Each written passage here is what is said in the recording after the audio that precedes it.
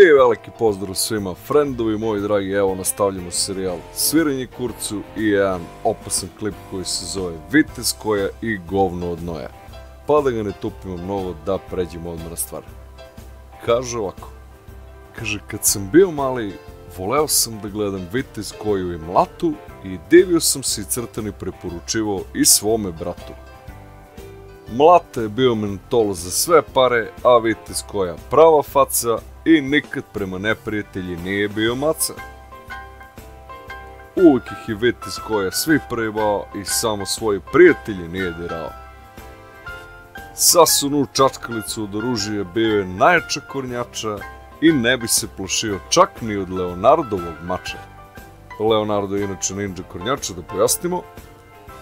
Kao mali sam gledao svaku epizodu i po meni Vitez koja je bio jači i od Ninković bodu. Mlata je čak mogao da se uzme kao etalon za glupoću, a imao je i idiotski glas koji budi i iritira noću. Imao je najšeširić i seljačko šalče da se ne preladi i ko zna, možda je voleo da jede i jagnjeći mladi. Sve u svemu, ovaj crtani je asocirao na neka lepša i mirnija vremena, čak i ako je jedna od glavnih zvezda bila i Lepa Brena. Sa Skojom i Mlatu proveh lepe klinačke dane i uvek sam se radovao crtanima čim mesec osvane.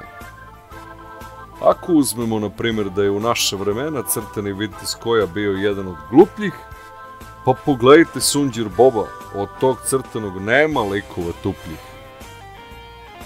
Vitez koja je Mlata zamlata pružiše nam zabavu pravu i komotno smo u crtani mogli da jedemo i mnogo baklavu. Da ga ne tupimo mnogo o ovom glupovom rimom koje nema kraja i dan danas je Vitez koja bolji i zanimljiviji od iz šipova zmaja.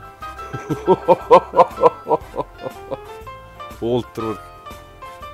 I nastavljamo naravno u duhu ovog klipa sa mnogo moćnim glupim vicima.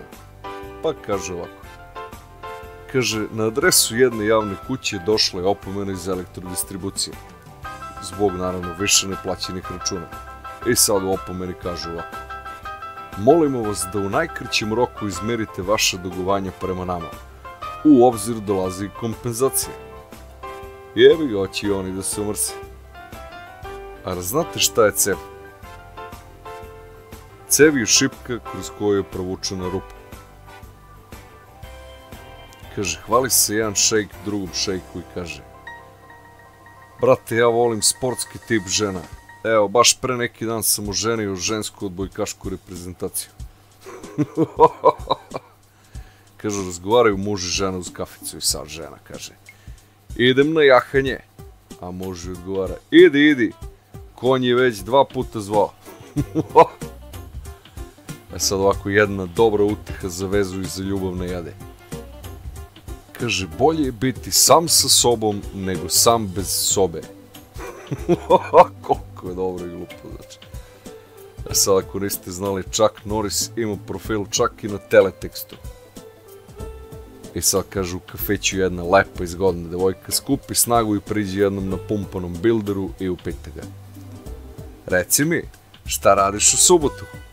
A on joj odgovori, leđi i noge. Ultra. I to je bilo sve za ovaj klip, drugari, i za serijal Sviranje kurcu.